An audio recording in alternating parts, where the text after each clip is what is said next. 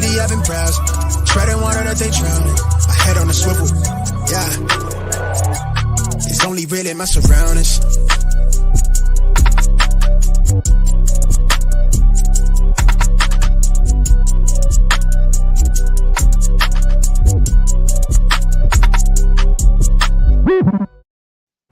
Hello and welcome to episode 107 of the Smash Accept podcast. I'm your host, Michael Royer. You can find me on Twitter at Dynasty_DadFF. Apologize we were not on last week. You know, I was a little under the weather and things were going on. But man, we got 2 shows this week. We're super excited. John and I are hitting you up here on one of our most popular things. It's kind of where this whole podcast started, was the whole rebuild process. And we're going to kind of, every year we talk about how to rebuild. We try to give you the formula. You know, we got a 6-step process. And this year, above any other, when we talked about it in 2019, if you guys go back and listen to episode 2, you know, and that was when we got this thing started, is I was telling about trades where it was like I dealt James Conner in a second and got 2 2020 firsts who turned into Justin Jefferson and Justin Herbert. You know, and like people are out of sight, out of mind. They want to win right away. And now, John, with this 2023 class, I mean, it's a little bit harder to get them, but I'm still seeing trades. I'm still acquiring 23 firsts. I picked up 3 this week. And with the college football season, it just keeps getting spicier and spicier. This is the one, Dad. This is the pod right here. We're going to help you all rebuild. We get so many questions around how do I do this? How do I do it the right way? How do I rebuild this team? And it's so much fun to like blow up a team and start rebuilding it and then get back to that point where you're winning ships. So to your point, now is absolutely the time. And we're going to start getting into this. But there's really not been a better time over the last few years than right now with this 2023 class. And I'll say the next class, 2024. So we'll work that in throughout the pod. I'm going to give you some good stuff on the 23 class, how that's looking. I've been tracking it really closely, more than ever, partially because I'm in a punt right now, and so I'm closely tracking it. So really looking forward to breaking it down today. And so when I first started this thing, and like I said, it was way back in the day, and I people heard the 6-step process of how to do a rebuild, and I went on 5, 6, 7 different podcasts. Just people wanted to hear, like, what is this process? And we've perfected it, you, myself, and Mung here at Smash Accept. Right. And, you know, that first step is one of the ones that's the most difficult with us as all competitive, you know, men and women. You know, I threw that in there because we're starting to get some female listeners. Shout out to you guys. But honestly, the hardest thing to do in life is to assess where you're at, you know, and I think with your fantasy teams, your dynasty teams, we all want to win. And a lot of us are converting from just regular fantasy to dynasty. And we're like, well, I'll just try to win every year. And, you know, at Smash Accept, we're saying your top 3 or your bottom 3. If you're somewhere in that middle, you're losing. I mean, you're losing value, you're losing money, and you're putting yourself in a position where, you know, it's going to, I know when I first started, it was like, oh, well, I'll just trade next year's first, and that'll fill in a position, and now I'll compete. You know, and there's only so much you can do with that before you put yourself in a team, John, where it's like, I have nothing left, right? Like, I have traded all my picks. I'm in a scenario here, and it gets difficult. We have to look at our team and assess, are we competitive? And we talk about this every year in February, and that's when I started the rebuild we're going to cover today. But, I mean, what are some key points when you're looking at assessing your team? Now, like, whether you're assessing your team in March and February, like we've talked, or you're assessing it right now. I mean, what are you looking for? How are you determining if, I mean, I'm 2-4. What do I do right now, John? Step 1, cut a hole in the box. Step 2, right in that box. This isn't that kind of pod, but little reference there for you guys. This is really important, and you really do need to give a realistic view of your team. And one challenge that I've seen with a lot of dynasty managers out there is they're a little bit higher on their own players. That makes it harder for them to trade those players, and they could be a little bit too high on your team. So you need to be really looking at your team and go beyond just the record. Take a look at how many points are you scoring versus the other top teams. Have you had a couple of bad beats, right? So you maybe dropped a couple, but you were like second or third in scoring. That comes into play.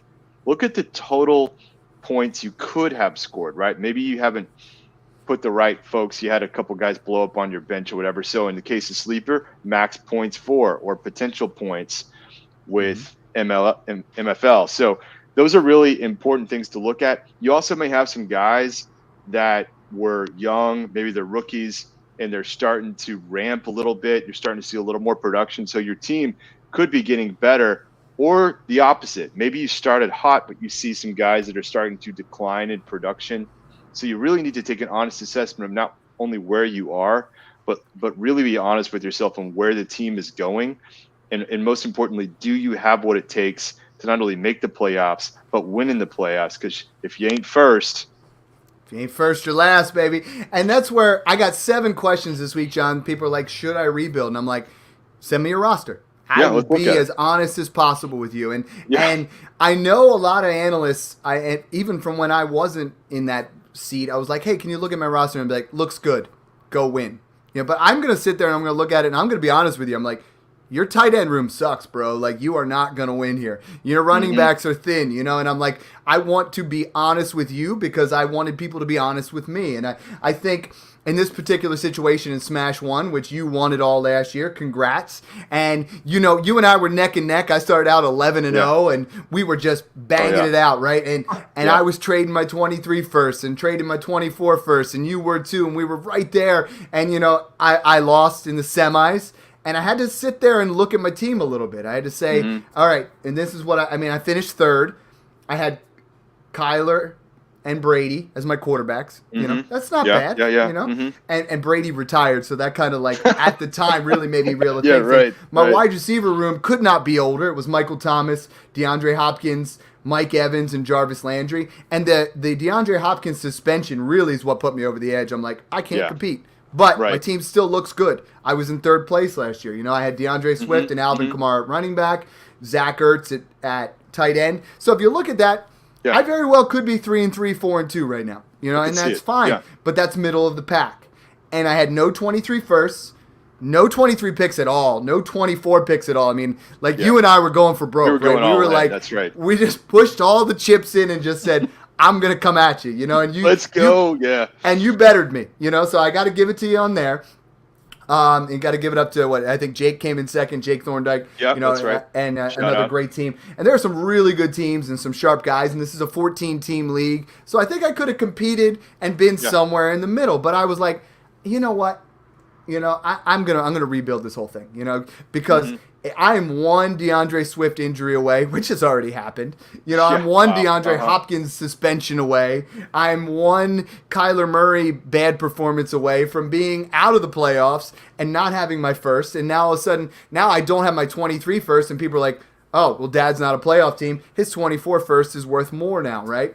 So that's step one, and you got to assess it. This is where the most important step, and most people don't put this as step 2. And when I started this whole thing, it was like, get your first.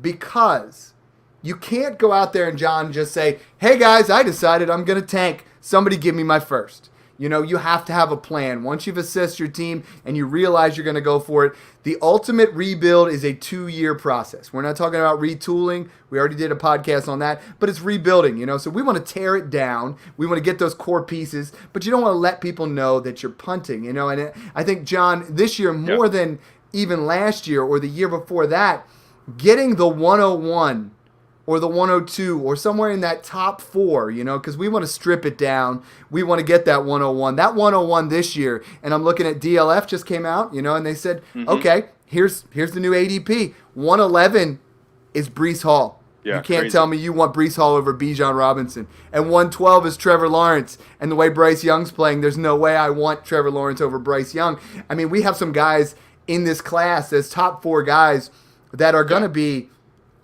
I don't want to say generational talents, but they're going to be those guys that are absolute dynasty difference makers. Yeah, they really are going to change the dynasty landscape. I think from a pure talent perspective, they are better at really some key positions than the previous few classes, and that includes Breece Hall. That includes guys like Trevor Lawrence, Kenneth Walker. This 23 class is so special. And to give you guys a little more insight, if you are looking to rebuild, the 23 class is number one going to help you at running back. if you're aging there at that position, you're banged up, you've lost guys. And I mean, we've already had a couple of pods on it, so I know you all are probably hurting at running back. Perfect time to rebuild. I do have now 2 running backs in my top tier for the 23 class, Bijan Robinson and Jahmyr Gibbs. And that's why when we did our punt pod, and when and we're going to reference it later here, you want to create a positional void, and the easiest one, especially with 2023 class, there might be 6 running backs taken in the first round of that 23 rookie draft. You know, like I think there will be. Yeah, if I go down to tier 2, I've got Zach Evans and Sean Tucker. So both of those guys, I think, would probably fall in the first 8 picks if I had to guess, first 8, 9 picks. And there's even guys like Tank Bigsby, Blake Corum, Zach Charbonnet. So it's an elite class with a couple guys in the top tier, and it's also a deep class. So you're going to easily be able to rebuild if you can collect picks. But I'm telling you, back to your point, if you can get your first pick, Bijan Robinson is the best running back prospect that we've had since Saquon Barkley. And he's just one of those guys that really could completely change the landscape. He's got it all. So you can control your own team. I think you're right. Don't show your hand.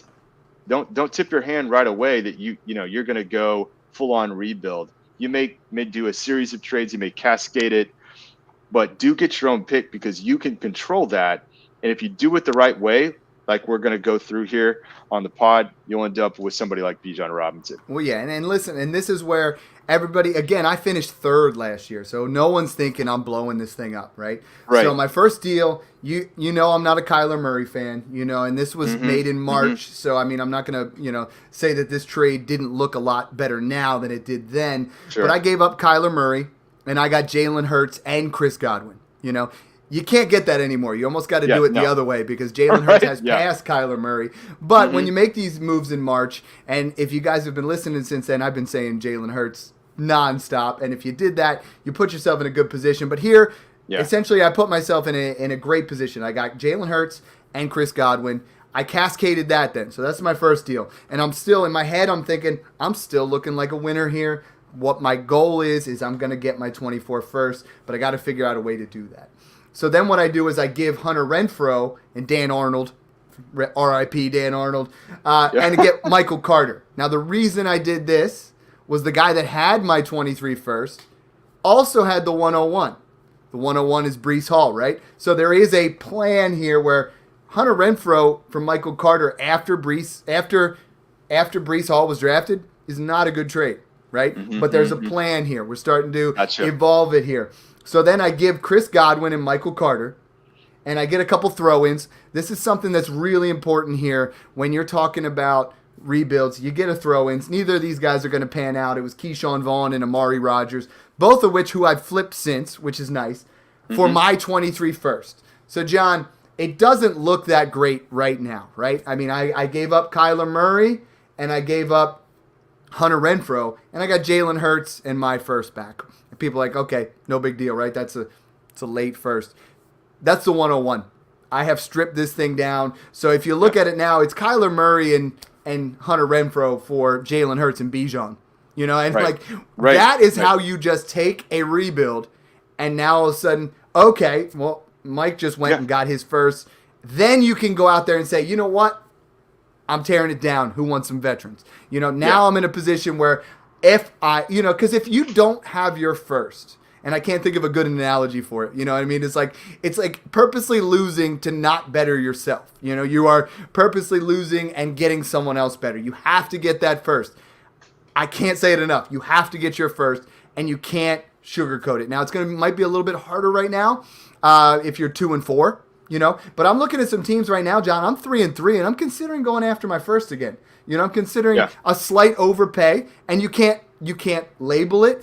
You're a good poker player, I know that. You can't go out there and just be like, yo, I got 4 aces. Let's I'm that guy. I'll be smiling and getting giddy, and everybody can tell that I don't have it. But you're more the Chris Moneymaker of this. You're the poker player. You can't throw that out there too early.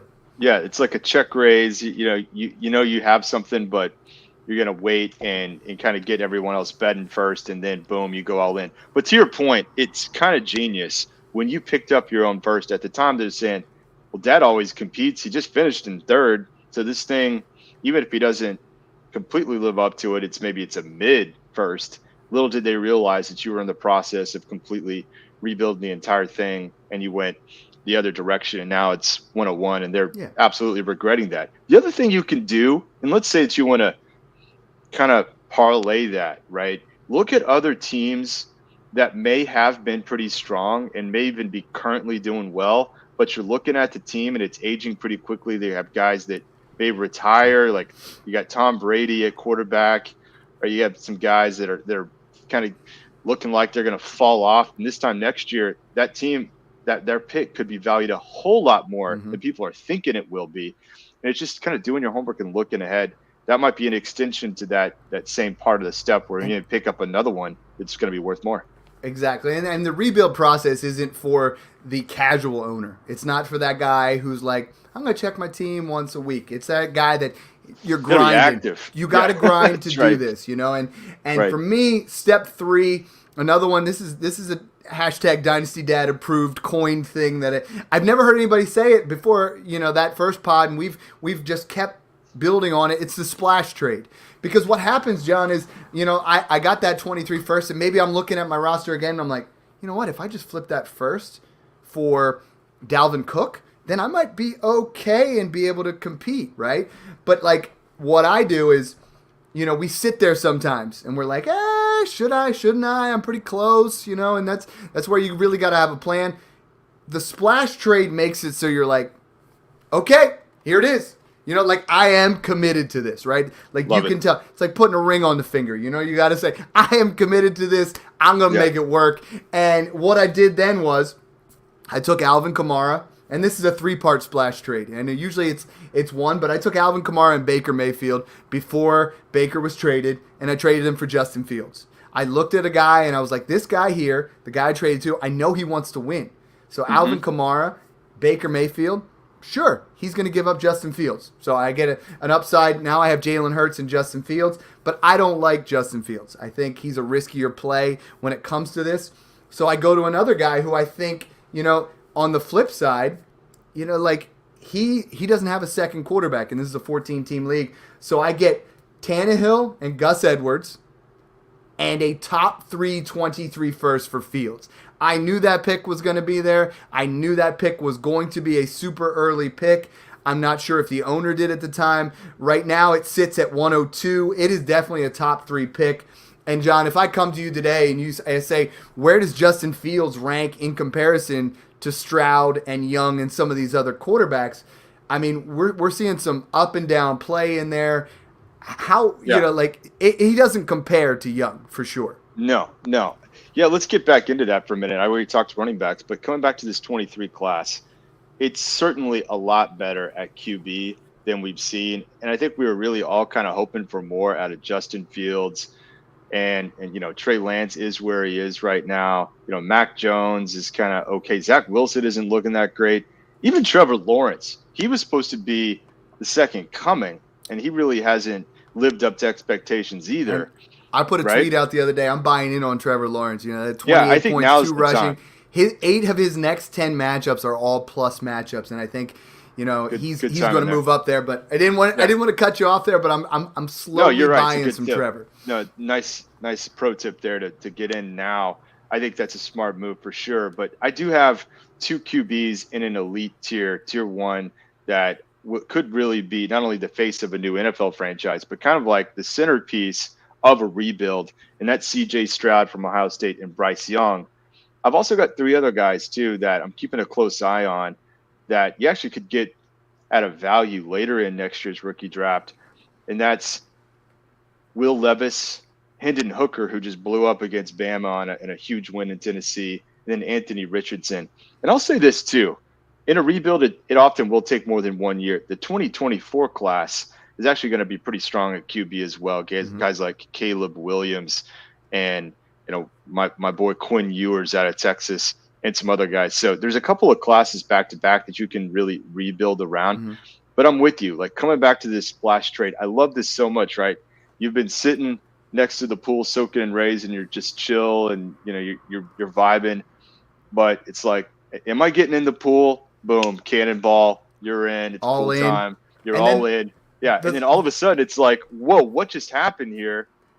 Right. All of a sudden it's like, Dad is actually on a full rebuild, and I already traded him his first back. What's happening here? Right, and it was not shared. And then the third part of the splash trade there is I'm just going to start eliminating some of these veterans, Right. eliminating some of these points. I traded. That's right. I went, and this one was with Mung. I traded Mung, Zach Ertz, J.D. McKissick, and Evan Ingram for Dallas Goedert. So at this point, I still have Jalen Hurts, and I'm like, I like Dallas Goedert a lot. I'm going to move some of this, in my opinion, dead weight. Guys that if I am going to rebuild this thing, there's no way Zach Ertz in 2 years is important to me, or J.D. McKissick. So we get to that. Yeah. So the net for these trades, and it also the splash trade has forced me now to be like, now everyone looks and says, you know what, Dad's out. Let's go look at Dad's roster. Let's start picking some things. Yeah. And now I'm at a point, John, where I'm like, guys, come and get it. Who Yeah. wants a piece? Yard But sale. The net of these trades is I gave, and you're going to love this, I gave Alvin Kamara, Baker Mayfield, Zach Ertz, Evan Ingram, and J.D. McKissick for a top 3 23 first and Dallas Goedert. Nice. So Nice. there you're at a point where, I know Justin Fields was in there, but I gave up Kamara and Baker to get him. Both of those guys have dropped in value. You know what I mean? And that's where now I'm in a position here where you're looking at step 3 would be, creating that positional void. But then I made a monster splash trade. Like I just went, Yeah. John, this one's one of the biggest, craziest trades I've ever made in my life. Hear it. So I gotta say right off the bat, Link, that's Anthony. He's in Smash 1, and I know he loves to win. So he's like, Yeah. dude, I got Tannehill in that trade with Justin Fields. He was thrown in there. So I was like, all right, I'm really trying to get rid of Brady and Tannehill because they're going to be, for a rebuild, they're not going to be worth anything. Yeah, get Landry, better. same thing. Before getting traded, you're like nothing. Mike Evans, he's got a little bit of value here. Melvin Gordon, next to no value. And the only piece I have left other than Jalen Hurts now is DeAndre Swift and Dallas Goedert. So I'm like, okay, I'm going to take DeAndre Swift. I'm going to take Dallas Goedert. I'm going to package up. I'm going to shine up a couple turd sandwiches on top of that, and I'm going to throw them in there. And I'm going to try to get some youth. So I give up Brady, Tannehill, Landry, Evans, Gordon, Swift, and Dallas Goedert. That's 111 on the DTC calculator. That's a big boy trade, right? Yeah. I get Trevor Lawrence, Mac Jones, Drake London, Kadarius Toney, who hasn't panned out, and Brevin Jordan. So if you look at that, even for even, you're looking at I lost 20 points on the calculator. But what I'm thinking to myself is I'm going to cascade this trade, right? I love cascading trades. I like to look at pieces that I can move. I immediately trade Mac Jones for a 24 first and Juju Smith-Schuster. So now I got a wide receiver, and I moved Mac Jones. And then I'm like, then the next thing that happens is that particular player lost a wide receiver. So then I trade him Juju back for another 24 first. So now we're starting to build onto that. Wow. I take Drake London, trade him for 223 first after his big 3 Money weeks. trade. So now I have 223 first, 224 first in that trade. I trade Trevor Lawrence to a guy who wants to compete for Deshaun Watson. I get a Deshaun Watson in a second, for Lawrence in a third. And now all of a sudden, John, now you look at this trade, and I gave up Brady, Tannehill, Landry, Evans, Gordon, Swift, Dallas, but I get Deshaun Watson, who is the ultimate. Deshaun Watson is the ultimate rebuilding quarterback. Him and Trey Lance at this point are perfect because you get a quarterback who is going to produce, who's giving you 0 points every week. That's right. I get 223 firsts. One of them looks to be early. 224 firsts, a 23 second, and Kadarius Toney. Now you're looking at a 20-point swing the other way, where you just cascaded those pieces. And I think we lose sight sometimes of like, do I want Ryan Tannehill in a trade when I'm giving up Justin Fields? No, but getting that 23 first plus. And that's that insulated trade, John, where we usually talk about it, adding that first. But sometimes it's like, and you can vouch for this. I just put it out there. I said I'll trade CeeDee Lamb right now for a 23 first plus. And I want a wide receiver that is going to produce, that I can use for something else. We oftentimes talk about it the other way, where it's like, hey, I want to add that 23 first to a player. But sometimes it's like, give me a Gus Edwards, who I think is going to produce. Give me a Kenyon Drake, who just had a big week. Give me a a Hilliard, someone in there that for some week is going to have some value, and then you can flip it again. A lot of times people get close-minded. We're like, I'm in a rebuild. Why would I even consider Ryan Tannehill? Right. Because he has value that you can move some other time. Yeah, the key question here to ask yourself is, could this be an appreciating asset, right? And people really miss on this a lot. I see it all the time in startups and just in general in a rebuild. They only want to focus on youth and younger players. Mm-hmm. And I get it. I mean, that's kind of like the formula in Dynasty, but be sneaky about it. If you have a guy that you think you can buy in a trade as a throw-in or a piece that will gain in value, and you could flip it later for a profit. That's what this is all about. I mean, these are all stocks here. And you did that perfectly in the punt. Yeah, you drafted Michael Thomas instead of a guy like Kadarius Toney. And at the time, I'm looking at it and I go, like, what's he doing? He's like the perfect guy there. Kadarius Toney has 2 points on the year. Michael Thomas, you flipped for a 24 first already. Just to kind of, I'll just quickly break down what I did in Smash 5 in this punt. And for me, the splash trade, when I was trying to commit to it, I had a few firsts, but I wasn't sure I could flip those firsts back for players or I could really go all in. Well, in my case, I traded Justin Jefferson, and I got really either the 101 or the 102 for the class, another mid-23 first, and an early 23 second, which is like a 22 first for that example. So that was my splash trade. Mm-hmm. But throughout, I was picking up other assets that I felt like I could flip later for other picks. And one of those was Michael Thomas, which I ended up later flipping for a 24 first after he started off hot. I also just recently traded Derek Carr because I really felt like in a QB Superflex hungry league, this too good of a value. And I ended up getting another 23 first as part of a package deal with Derek Carr. So there's a couple examples where instead of going pure youth and knowing that I probably wanted to flip these guys anyway to reduce my potential points. Now I've done that, and I'm looking at 7.23 firsts and 5.23 seconds at this point in the punt. Totally committed to it, but you really kind of have to ask yourself, what assets can appreciate in value here? That's the right approach. Yeah, and when you're doing your rebuild, you want your insulated trades and you want your add-ons. You want those guys that, you know what, I might get this, but why don't you throw that in, and try to get some of those guys where, it doesn't sound sexy, but I got Keyshawn Vaughn thrown in the one, and in March, I got I gave up Keyshawn Vaughn in a fourth for a third, and I know that doesn't sound sexy at all, but then I take that third and I move it with something else as a sweetener, and it gets your deals done, and you want to be in a rebuild, you want to be as liquid as possible. You want to get those assets. You want to be able to, get some pieces that move. So we did step one. We assessed our team, and if you're 4-2, if you're 4-2, you're still good. You're 3-3, you're 2-4 right now. You need to assess that before it's too late. Before you get yourself to a point where you're 2-7, and now all of a sudden your first is too expensive to get, and you want to work that in, and you might be crazy enough. You might be 4-2 and start to have to think a little bit and be like, is this a real 4-2? I mean, there's some leagues, Smash 1. There's 5 teams in that league that are just, you should dominate them. You know what I mean? And you could have started out, and there are some people in there that started out, they're 3-0, and then, but their team's horrible. They just played teams that are even worse, So it's you got to look at that. Then you got to make that splash trade. You get yourself completely in. And now's where you really grind. Now is the fun part. And I've kind of shared this with you, but this is where we're talking roster construction. This is what Dynasty Smash Accept is all about. It's playing chess while everybody else is playing checkers. And the thing that I've coined is we create a positional void. And this year it's the running back.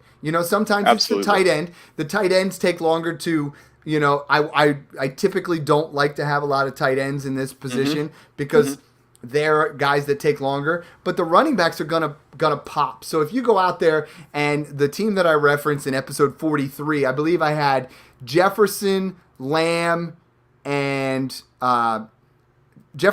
Chase, and no running backs, and I'm like, I have the core of this team, and that's the important part, is going out there and getting that core. And now all of a sudden, next year you add in Bijan, you add in Gibbs, you add in, some of these other running backs that you're talking about. And John, that's where a rebuild can go from like you know what? 2022, I was horrible. But now I got the wide receivers. You know, you can go out there. You have Deshaun Watson. You have Trey Lance. You have some wide receivers that are performing. And you draft 4 of these running backs or some of these quarterbacks. And now all of a sudden, this is where in my 2019 rebuilds, when I was talking about this, my 2020 teams went from 0-13 to playoff teams in a year. Absolutely. Where it's supposed to be 2 years. And I think in 2023, we're talking about this is going to just be expedited. You know, if you get 5, 6, 7, 23 firsts, and you get guys like Smith and Jigba and Boutte, and I mean, there's so many guys in this class, John, that are just going to take you from absolute garbage. And I know it looks, and if you look at my roster right now, it is disgusting. But when you add in the fact that I got 6 23 firsts now, that is better than where I was 6 months ago.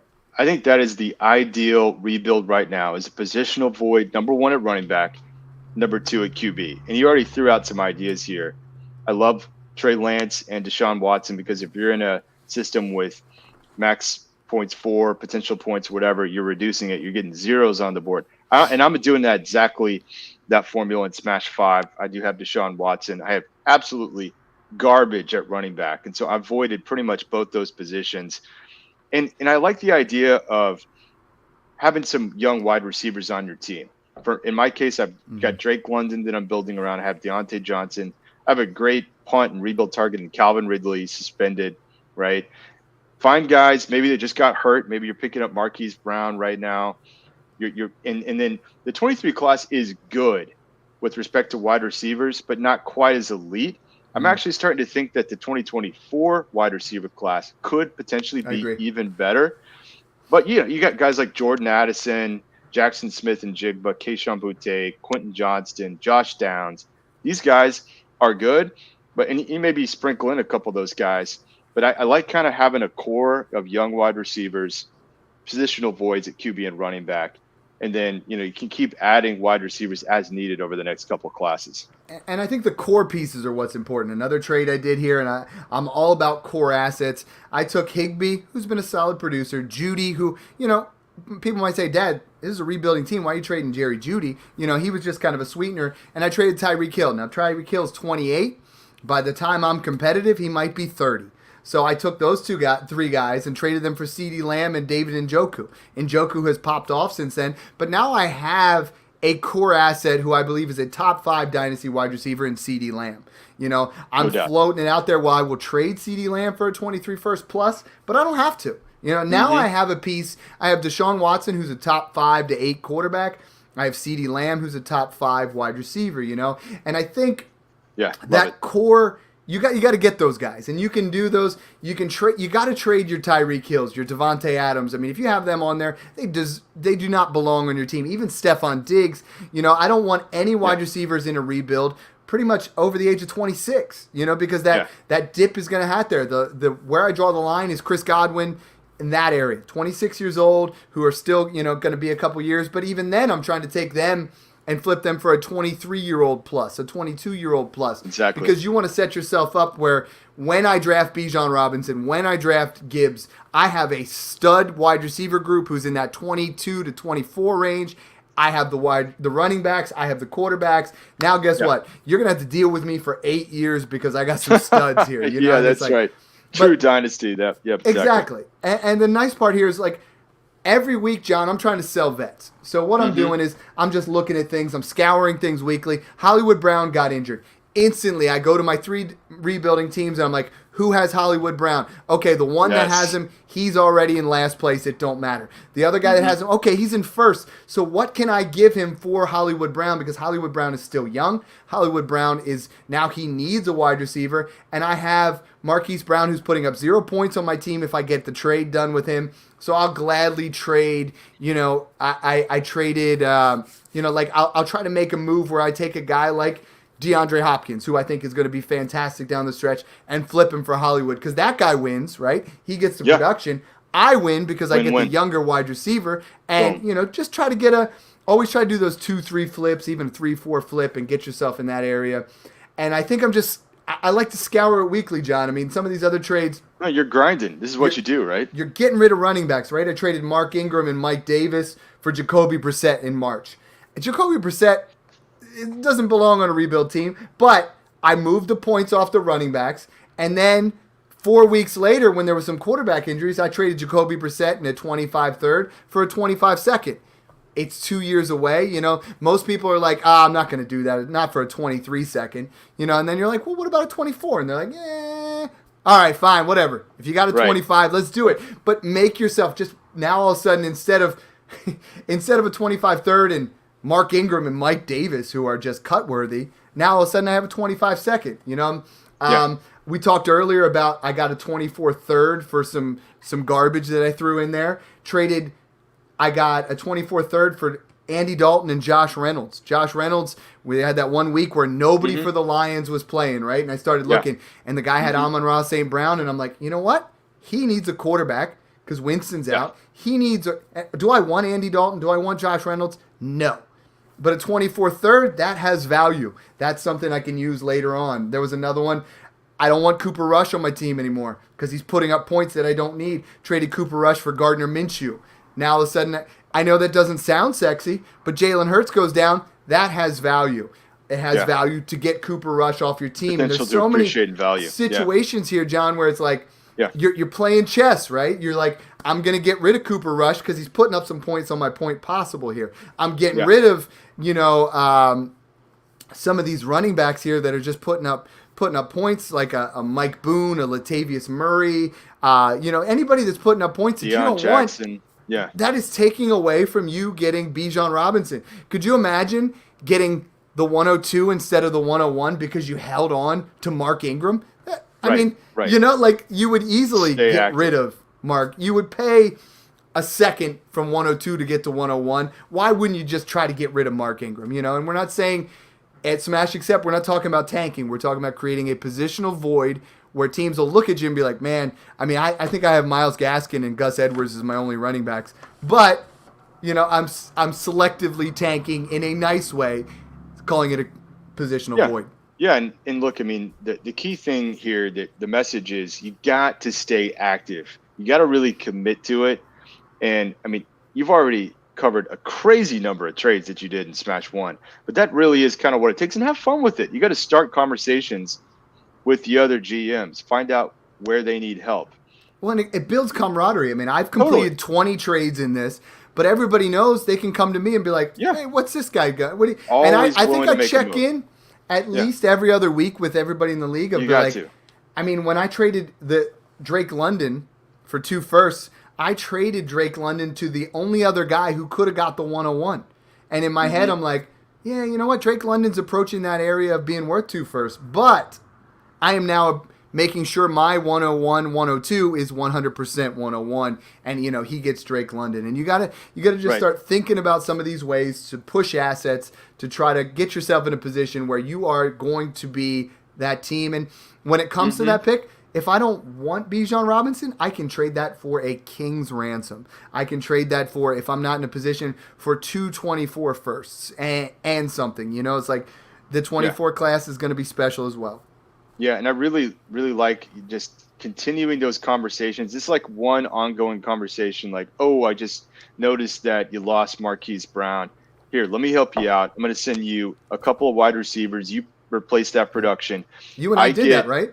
Yeah, we did that. I bought Nuke from you. We've been talking about that for 6 weeks. Yeah, and it was just kind of an ongoing conversation. And, I haven't had Keenan Allen, and I felt like I was starting to get thin at wide receiver. I had to make the move, and I'm sending you my 25s. Like that is kind of the way it gets done. And so be that guy that's always willing to make fair moves. Just stay on top of it. Look at what's happening in the with league. Us. Let's be honest, because we're both analysts here. We're sitting down, and it was like, it was your 25, 1, 2, 3, and then I was like, throw in Ben Skowronek. Right. Why not? Because that's what we're talking about, is get that throw in. You're putting yourself in a situation, and it was just the whole way across the board. It was honest communication. It was, what do you need? What do you want? What can you get? How can we make this work? And I think if people took it more of a business transaction, so many people in Dynasty, they want to win the trade. They're worried about losing the trade. And I think the trades, and why we started this podcast, is for communication, for camaraderie in the league, and for both sides getting what they want, but neither side being like, like for you, you're like, maybe I gave up a little bit. For me, I'm like, maybe I could have held on and he would have added some more value. But I think the tricky part on a rebuild, John, is if I hold on to DeAndre Hopkins and he comes back this week and he gets hurt, I'm just standing there holding it. That's why you want it to be liquid. Well, and this is a great example because I'm in compete mode. I mean, right now in Smash 1, I think I am now alone in first at 6-0. Correct. But there's some guys that are on my heels too. Dreggers, shout out. Jake, we already mentioned. There's some other teams that could be a major threat. And so I'm always willing to maybe slightly overpay because I need that next piece and I want to win. And when they're all coming after him. Yeah. Yeah. Exactly. And I'm also defensively protecting against another team from getting nuke. And so if you're the chip leader at the table, right, you're kind of playing in a way where you don't want someone else to become big stack when someone else went all in and you didn't go after that same hand. It's really key that you're constantly looking at this. But again, the message here is if you're in a rebuild, you got to find those folks that are competing and see if they might be willing to slightly overpay. Sure, I'll throw that guy in, and it helps you. So you kind of have an advantage as the rebuilding team because, I mean, if anything, you're going the other direction, and so you're willing to provide some of these assets to that. You're the shop in town that everybody's coming to. But one thing you don't want to do is you don't want to create a bidding war. Like you want to say, hey, I'm shopping. I believe I was shopping Tyreek Hill. I put it out there. And I was getting offers here and there. But you don't want to put it out there. I've seen this in leagues where I'm like, such and such offered this. Who's going to beat that? And you want to keep the dialogue in here. You want to say, you know what, that's not quite what I got from such and such, but let's beef it up here a little bit. Do you really want Tyreek Hill? Do you want to go over the top? And you got to become a salesman here, but you don't want to be a salesman who's trying to, give him a bum warranty. You want to be that guy who's just, you're creating an area when you're in a rebuild. You have no pressure at all, right? Like you don't have to sell anything, but you want to, and you want to move yourself in there. You want to remove these veterans because guess what? Dalvin Cook goes down next week. You're sitting there holding it if he tears his ACL because now all of a sudden that value died. So that's where those are the guys that I'm trying to, the running backs that are turning 28, the wide receivers that are turning 30, the Mike Evans, the guys that have some value, try to push them. Try to see what you can do because everybody's trying to win right now, and there's so many things. The other thing I try to do, John, is look for those teams that you're trying to cash in on their false hope. So, like I said, a guy's 3-3, and you look at his roster and you're like, how is he 3-3? You know what? You know what I'm going to do? Yeah. I'm going to go see if I can get his first, and I'm going to offer him, something that might be slightly favorable in his way and be like, hey, I see you're competing. Maybe you want, this player. And get creative, dude. Like, work some three-way trades. If you guys know Smash 3, I made three-way trades to get some 23 first. Be creative. Think about it. And when you do it, it's fun, too, because I was like, hey, I brought you in on several. I'm like, John, if you want this player and he wants that player, how about we do it so all of us get something we want? It doesn't always work, but at the end of the day, the rest of the league's like, you know what? That was pretty cool. Like, we all were kind of in there. We were thinking about it, and now we're all on the same page. Yeah, if you change the mentality from I got to win every trade to we're helping each other out, we're having fun with it, you become the go-to place for trades, right? In the case of Smash 5, I wanted to position myself as the guy that's going to be collecting all the first, so everyone kind of knew when they're ready to compete, they could send their first my way. Works for me. Right, but you're having fun with it along the way. You're giving people advice. You're looking to see how you can help them. Like you said earlier, you don't want to oversell this, to use that phrase. But it's like, I've got something that you need. I can help you out. Let's work something out. What can we do to help each other? Right. And you look at it week to week, right? So like I looked at a guy in Smash 3 and I said, you know what? You don't have a quarterback right now for this week. Let me trade you Cooper Rush. And he's like, I don't want to pay anything. I'm like, give me a 24th. And I did, and he was playing against me, and he beat me. So I win twice, right? I get a fourth, and I didn't win, and I only lost by like a couple of points. So you want to look at everybody's roster, see who's injured right now. You know, you can get some. I mean, I have traded Olamide Zacchaeus because the guy was like, you know what? Last second, you know, that Dalton Schultz was supposed to play this weekend, right? Up until game time, and then all of a sudden he was out. I was like, yo, give me a 24-4 for Jake Ferguson. So what? Like, you're still... Yeah, it's a little opportunistic, but it still helps. But now that guy's like, you know what? You helped me out. Cool. You know, maybe that works better. Come back and work another trade. In your favor another time, you know. So we're looking at a team where I might have been middle of the road. Now I have Watson, Jamison Williams, another guy that's just great to go out there and get. You know, CeeDee Lamb, Kadarius Toney. I'm still believing in picking up a Wan'Dale Robinson, a Kadarius Toney. There's so many guys that you just kind of get them added in. 623 first, 224 first, 225 first. You know, that's 10 firsts in the next 3 years where I can play around with now. You know, and now we get to a situation, and it's not done. It takes a 2-year process. But I mean, guys, if you want to do a rebuild, you want to do it the right way, we have that framework there. Step 1, assess your team. 2, get your first. 3, splash trade. 4, it's you're creating that positional for it. 5 is selling vets. And 6 is, you know, I love the time of year where Rookie Fever John comes out. The sixth one is your rookie prep. And I'm not going to get a lot into this, but we have been hitting on those 23 classes. We get you guys the best analysts out there.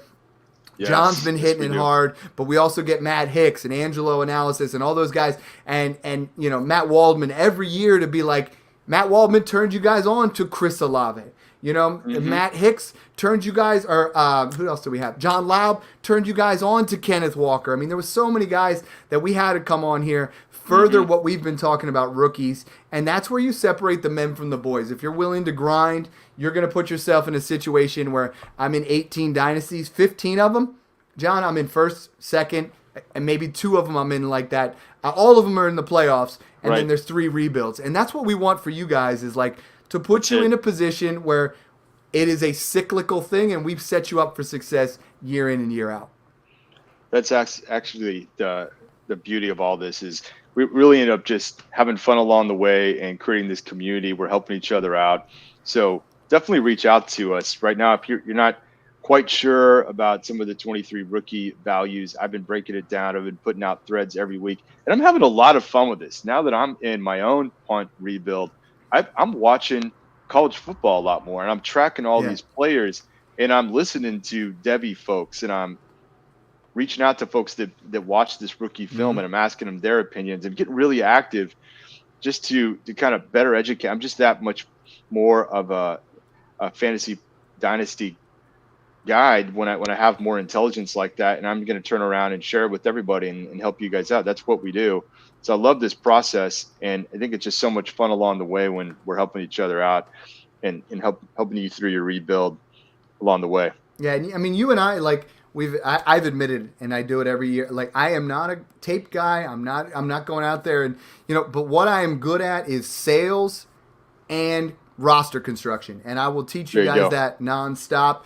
John's better at picking out who the rookies are. Guys are better at grinding tape. Mung's better at analysis, you know, and like looking at things. There's other guys in Smash Accept. You guys got to follow at Fantasy Nerd Boy.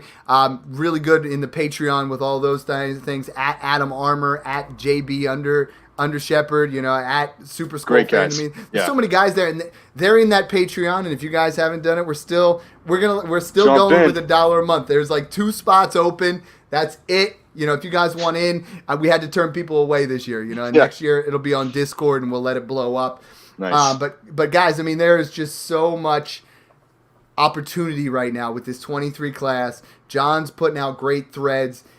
If you are just trading your 23 firsts for nothing, you're really killing your opportunity. I mean, this class, don't sell low on those 23 firsts. Move those guys that are marginal. I've been trading, you know, I traded Amon-Ra St. Brown the other day for a 23 first and a 23 second. And I think, and that those are both mid, you know, and I think there is a little bit of risk around Amon-Ra St. Brown with the quarterback, with Jamison Williams coming back. But there is no risk on a 23 first. None.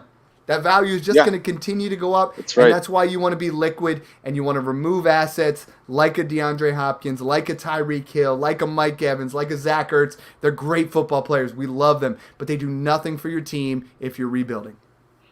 Yeah, and again, just kind of reinforce this. It is such a good time to do a rebuild with a very special class and another class coming on top of that. So if you're kind of on the fence, have fun with it. Tear it down. Start the rebuild. Follow the process. I can tell you, I'm so thankful that I decided to do this punt because I'm usually, if you guys know me, I'm like It's win all now, in, John. competing, win now all the time. But it's made me such a better dynasty manager by committing to do this punt. And I've learned so much along the way. And, a rebuild might be the right thing for your team right now. I would encourage you to try and do it and then reach out to us and we'll help you along the way. But I got to tell you, it is a lot of fun. You might even just kind of breathe some life back into Dynasty Fantasy Football for you. Try something new, have fun with it, and be that GM that completely restarted and then 2 years later is taking down the ship. This process works. I did 3 of them in 2019. All 3 of them have won a championship within the first 2 years. I did 3 of them in Boom. 2020. Same kind of thing. Tried and true. It works. It honestly, I mean, there's guys out there that have been like, this is why we started listening to this pod. This is what, Right. no one puts out a formula like this. No one explains it like this. And if you have questions along the way, John and I got you covered, man. Adam's got you covered. I know he's been Gotcha. doing a couple of rebuilds.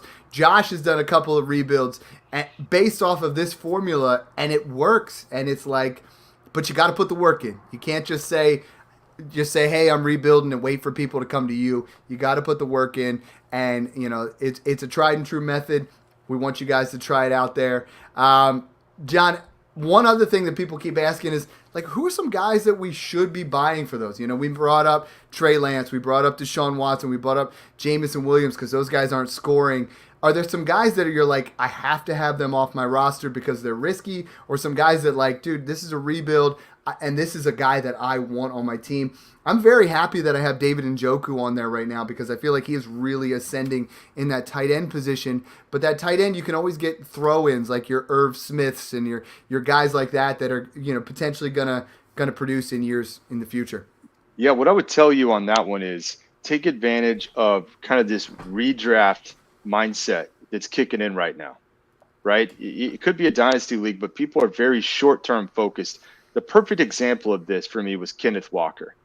Like, if you were following our off-season program, you knew that, like, you and I had him as the 102, maybe the 103. We had other analysts coming in saying this guy is super talented, but he's sitting behind Rashad Penny. So what happens? Redraft mentality kicks in. You can buy this guy, Kenneth Walker, at a value. And no longer. Penny goes down, and I'm hearing from Ryan McDowell that he's, Kenneth Walker shot up to like 106 or 7, RB6, RB7 overall. Just a huge rocket ship, right? So now you got to find those other guys. You mentioned Jamison Williams. Love that one. If you had maybe it was Kenny Pickett that was sitting behind Trubisky. Or Man, maybe I've been yelling Pickett for like months. Right? You know what I mean? If you listen to the pod, we'll tell you who these guys are. But there's guys that I've got added in for free, like David, or is it David or Daniel Bellinger. I mean, he had 18 points this week in our format, and he's been kind of going there. Devonta Smith, guys. Elijah Moore is a great buy right now because he just came up with a dud, but he has the talent there. Even his teammate, Garrett Wilson, has had a couple down weeks. Exactly. He's a great buy right now, right? Redraft people are just like that mindset, like, I got to have that production every week. I'll move them. And they also don't. The other thing is, hit your waivers every week. I mean, some people that get in that rebuild mode, they don't even scour the waiver wire. But for me, I went out there and I picked up Deion Jackson and traded him a couple times. RB1 this week. And like there's a couple guys you just go out there, you throw in a waiver claim, and even if you go and you pick up a guy like Taylor Heineke who might start this week, and you flip Taylor Heineke in a fourth for a third, you just won. Like you just added value to your team. And I think there's some guys. Michael Gallup's going to be on the rise with Dak Prescott coming back. You could always, there's so many. Bailey Zappi's looked good. Alex Pierce. there's just guys, Yeah, Alec Pierce is a Kyron good Williams, Donovan Mhm. Peoples-Jones. I'm just trying to hit a bunch of them here where it's like, just get these guys added in, go out and actively try to search and see what happens. And you're going to get a situation, John, like what I did in 2019, where James Conner was a stud, and I gave up what was a second-round pick, who I don't know what that ended up being, but those two first ended up being Justin Jefferson and Justin Herbert. Yeah. And Yeah. it's like, when you do this right now, if you give up DeAndre Hopkins and you get a 23 first, and you give up Hopkins in a second for 223 first, and you end up getting Bijan Robinson and Mhm. Smith and Jigba, all of a sudden you've gone from like Yeah. older It- 31-year-old wide receiver and some picks Right. to studs that are going to rebuild you quickly. Yeah, and the one thing I like to do is just stay one step ahead. Maybe you look at contracts and guys that are in their last contract that are not likely to get re-signed by the team. And, you want to be one step ahead, like roll the dice and pick up Jake Ferguson really cheap. Mm-hmm. Everyone's like, who? Turd exactly. Ferguson. Yeah, Turd Ferguson. Pick him up. a Dalton big hat. Schultz is still the guy, but they have not re-signed him, and they may Uh-huh. move him, right? They may not pay for that contract. All of a sudden, you have the starting tight end for the Dallas Cowboys, Dak Prescott, or you Right. take a guy like Zamir White, Mm-hmm. who everyone's like, nah, he's playing like third string. Well, he's talented, and Josh Jacobs is probably out of town, and all of a sudden, Zamir White pops in value. You can get him cheap, right? These are just little investments that you're making that could massively appreciate in value. Hit that next up guy. When you're looking at your running backs, That's everybody right. was like, okay, we're looking at it right now that Javonte Williams went down. Williams. Well, then Right. everybody's like, I got Melvin Gordon. I'll go pick him up. Let's go pick up Mike Boone. You're on a rebuilding team. What the heck? I'll throw in Latavius Murray. Latavius Murray pick all him of a up. sudden Cheap. is trade worthy right now, and it's like, don't just look at who the next guy is. Everybody's going after who the next guy is. Get the next guy just in case right. at One that step running back ahead. position, because right now the next guy is Kenyon Drake in Baltimore, and he went out there and put up 20 plus points this week, and he was that guy where he was the third guy in there. Gus Edwards is one of those kind of guys. Deontay Foreman is one of those guys. There's just a lot of guys out there. You just get them thrown on there, and then as soon as they look like they're ready to produce or they can, get rid of them. Exactly. That's the move. So that's going back to staying active and always staying one step ahead, next man up. That's what we're doing week in, week out. And you're just staying active. Oh, these guys are going to start putting points on my team every week, so I got to move them, keep those.